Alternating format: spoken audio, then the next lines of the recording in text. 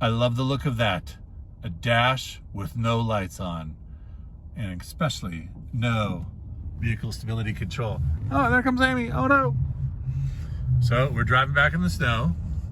The engine light will come back on because of the O2 sensor that's wrong.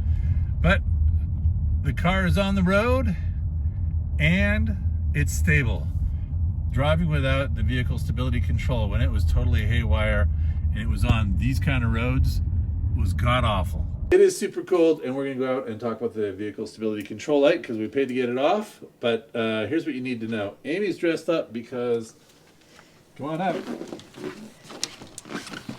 It is 0 degrees Fahrenheit. It is minus 18 Celsius. Yes. Hey, but on the bright side, what it feels like temperature for Fahrenheit is minus 17 and minus 27 on Celsius. So let's take a look at the car. Yes.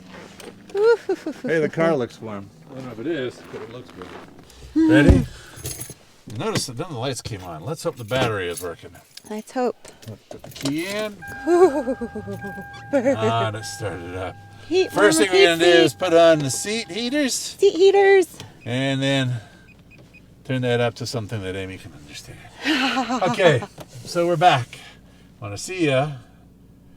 Even though right out of the shop the check engine light was off, the mechanic who fixed it did say it would come back on. He was absolutely right.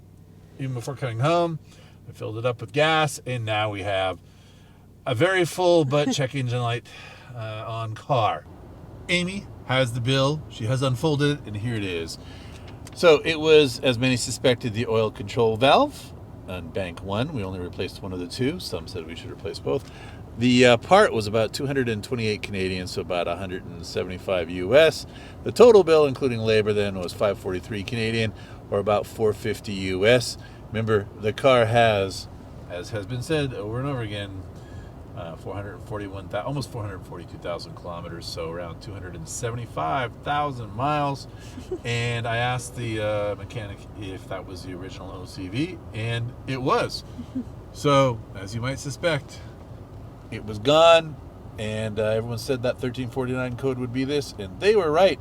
Thank you very much, people, for telling us your thoughts and making sure we got it repaired and didn't live without it, because I got to tell you, when it was on, sometimes the car was just uncontrollable when the vehicle stability control was off, and it was starting to run really rough. In cold climates, here's something you warm climate people don't have to do. Now we're going to lift this up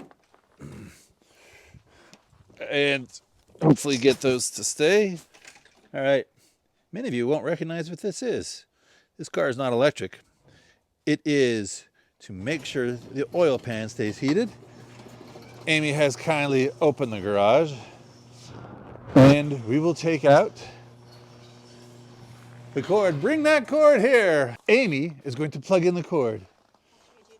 Yep. Okay, Amy has brought, as you might notice, the wrong end of the cord. So this is what you do in Canada when it's, minus 20 or below. Plug it in. There you go. Not electric, but that will keep the oil from having any freezing issues. And it just sits there like that overnight. Overnight, and then when you go to start it in the morning, it will actually start. One hopes. One really hopes. Normally it would be in the garage, but as you can see, it's a 2-car garage and a 3-car household. What were we thinking? What were we thinking? If you like the video today, please go ahead and push the button. Subscribe to our channel. We appreciate it. Until next time.